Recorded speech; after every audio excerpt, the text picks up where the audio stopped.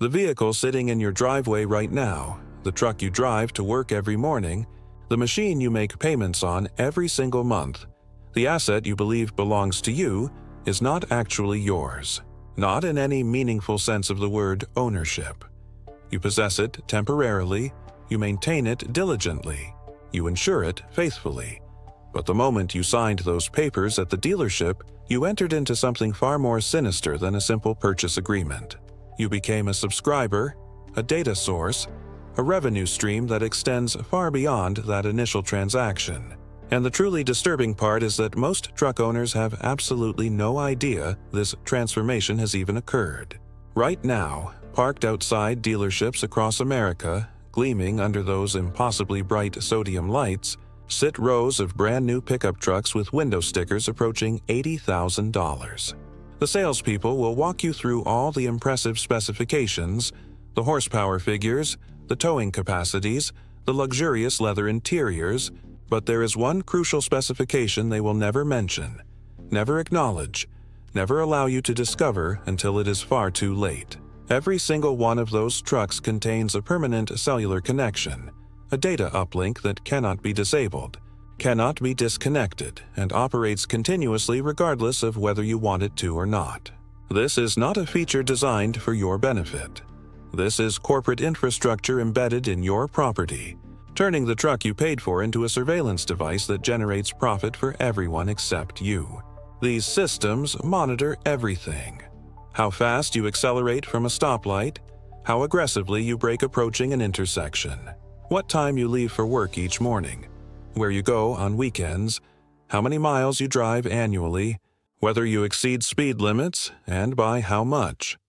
Every single data point, every movement, every habit is recorded, packaged, and sold to data brokers who then sell it to insurance companies who use this information to adjust your premiums upward. Not because you caused an accident or received a ticket, but because an algorithm determined that your entirely legal driving behavior represents a liability they can charge you more to cover. You are being financially penalized by your own truck, the machine you purchased, betraying you for corporate profit. But the surveillance is actually the smaller problem, the visible symptom of a much deeper disease. The real issue, the catastrophic flaw that manufacturers desperately hope you never fully comprehend, is that you do not own the software that runs the truck you paid for. Read the terms of service buried in that stack of papers you signed at delivery. Somewhere in those pages of dense legal language, you agreed that the operating system controlling your truck's engine, transmission, emissions, and safety features is licensed to you, not sold. The manufacturer retains ownership and control, which means they can modify it, update it, or disable it remotely at any time for any reason they deem appropriate. This is not theoretical. This is not conspiracy. This is the actual legal framework governing every new truck sold today. Tesla has already demonstrated this power openly and unapologetically. When owners in certain regions attempted to evacuate ahead of hurricanes, Tesla remotely unlocked additional battery capacity that had been physically present in their vehicles all along, but artificially restricted through software unless owners paid thousands of dollars for the upgrade package. The company presented this as generosity, a helpful gesture during crisis, but the real message was chilling. Your vehicle contains capabilities that exist right now, hardware you paid to have installed, but you cannot access them unless the corporation grants permission. Features built into the physical truck you own are held hostage by software restrictions designed purely to extract additional payment. And if a manufacturer can remotely unlock features, they can just as easily lock them.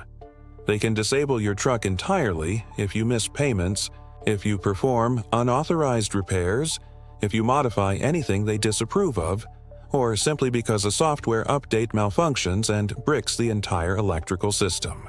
This has already happened. Rivian owners discovered their expensive electric trucks transformed into mobile lawn ornaments after over-the-air updates failed, requiring flatbed towing to service centers for complete computer system replacements. Ford F-150 Lightning owners have experienced the same nightmare. These are not isolated incidents. These are inevitable consequences of putting critical vehicle functions under remote corporate control. But here is what very few people understand, what the industry works hard to keep hidden. There exists a specific window in truck manufacturing history, a brief golden period, where you can still acquire a genuinely capable, truly reliable, fully mechanical truck that you will actually own. Not in the modern, corrupted sense of the word, but in the traditional sense that your grandfather would recognize. Real ownership, permanent, complete, unconditional. The window is closing rapidly, not because these trucks are wearing out. They are built far more durably than anything produced today, but because the people who understand their value are buying them faster than they become available, and every single year, crashes and rust and neglect remove more of them permanently from the available supply. If you want to escape the subscription model, the surveillance architecture, the remote kill switches, and the planned obsolescence that defines modern truck ownership, you need to understand exactly which trucks to target, where to find them, and how to evaluate them before this opportunity disappears completely. The specific models you want were built during a very particular era, after manufacturers had perfected fuel injection and computerized engine management, eliminating the reliability problems and cold start issues that plagued earlier carbureted trucks, but before the industry decided that every vehicle needed to be a rolling smartphone collecting data for corporate profit. That sweet spot runs from the late 1990s through approximately 2010, and within that window, certain specific trucks stand out as the absolute last examples of true mechanical ownership. Walk onto any construction site, any ranch, any commercial operation, where trucks are actually used as tools rather than status symbols, and you will see the same models appearing repeatedly, still working decades after they were built. The second-generation Dodge Ram, produced from 1994 through 2002, particularly models equipped with the 5.9-liter Cummins inline-6 turbo diesel. This engine is not complex. It does not use fragile high-pressure common rail fuel injection that costs $8,000 to repair when it inevitably fails. It uses a simple mechanical injection pump, the same proven technology that powered commercial trucks for 50 years. No delicate sensors. No emission systems that clog and require $1,000 cleanings every 30,000 miles. Just fuel, air, compression, and combustion. These trucks routinely exceed 500,000 miles on the original engine and transmission because the components were engineered for commercial duty, not consumer replacement cycles. The GMT 800 platform, Chevrolet Silverado, and GMC Sierra, built from 1999 through 2007, especially the heavy-duty versions equipped with the 6-liter Vortec or the Duramax diesel, paired with the Allison transmission. These drivetrains were designed for fleet use, for utility companies and municipal services that demand decades of operation without replacement. The engines use iron blocks, not the thin-wall aluminum that saves weight but cracks under stress. The transmissions use real hydraulic valve bodies with physical gears, not the fragile 10-speed automatics or continuously variable nightmares, installed in modern trucks that grenade at 70,000 miles and cost $12,000 to replace. The 7th through 11th generation Ford F-Series, covering roughly 1980 through 2007, with special attention to models equipped with the 7.3-liter diesel or the 5.4-liter Triton V8, before Ford implemented the catastrophic 3-valve design that destroys itself through spark plug and cam phaser failures. These trucks share something crucial with the Rams and the GM models. They were built during an era when repairability mattered, when manufacturers assumed owners would keep trucks for decades and needed to be able to fix them. Every component is accessible. Every part is still available. Every system can be diagnosed and repaired by any competent mechanic with basic tools and knowledge. Compare that to modern trucks, where replacing headlight bulbs requires removing the entire front bumper assembly, where changing batteries demands computer reprogramming at the dealership, where diagnosing electrical problems means connecting to proprietary software that only authorized technicians can access. The manufacturers claim this complexity enables advanced features and improved performance, but the engineering reality tells a different story. Complexity enables monopolistic repair control. If only the dealership can fix your truck, they can charge whatever they want and you have no alternative. But a 2000 Silverado with a failed alternator can be repaired in any driveway in America with $60 in parts and 45 minutes of time. Now, understanding which trucks to target is only valuable if you know how to actually acquire one. And this is where most people make catastrophic mistakes. The absolute worst place to buy any used truck is from a dealership lot. Those trucks sitting under balloons and promotional banners, the ones with enthusiastic price tags and cheerful window paint declaring what a tremendous value they represent, are almost universally the worst examples available. Dealerships acquire used inventory primarily through trade-ins, and people trade in trucks for reasons. The transmission is slipping. The engine consumes oil. The frame is rotting. Rather than repair these problems, which would cost more than the truck is worth, they trade it in, and the dealer performs just enough superficial work. New tires to hide alignment problems. A fresh coat of undercoating to conceal rust. An oil additive to temporarily reduce smoking. Then they add $4,000 to the price and finance it to someone who does not know better.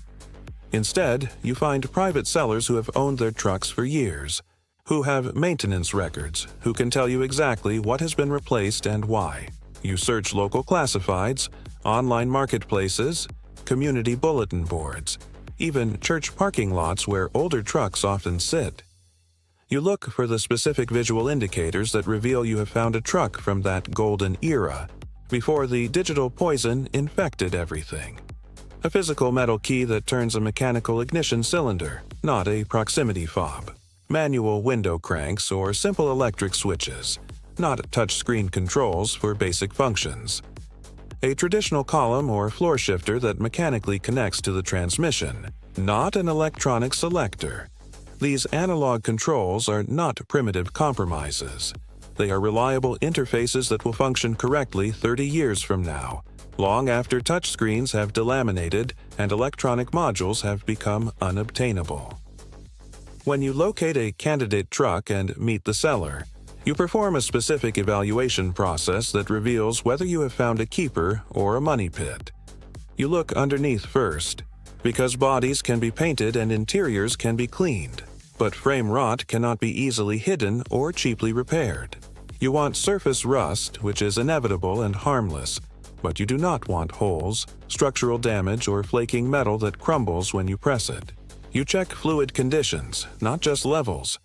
Engine oil should be amber or dark brown, not black sludge or milky foam. Transmission fluid should be bright red or dark burgundy, not burned black or full of metallic glitter. Coolant should be vibrant green, orange, or pink, depending on type, not rusty brown indicating internal corrosion. You start the cold engine and listen carefully during the first 30 seconds. Ticking that disappears as oil pressure builds is normal lifter noise. Knocking that continues or worsens is rod bearing failure. Excessive smoke on startup is valve seal wear. Expensive but not catastrophic. Continuous smoke is ring failure, requiring complete engine rebuild. You test drive on highways, not just parking lots, because problems that seem minor at 30 miles per hour become dangerous at 70. You verify that the transmission shifts smoothly through all gears, without slipping, hesitation, or harsh engagement. You check that the engine maintains steady power under load, accelerating cleanly without surging, misfiring, or losing power. You confirm that brakes stop the truck straight and firm without pulling, pulsing, or requiring excessive pedal pressure.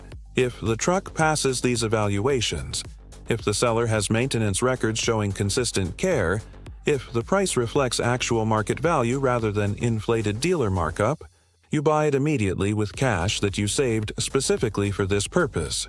You do not finance.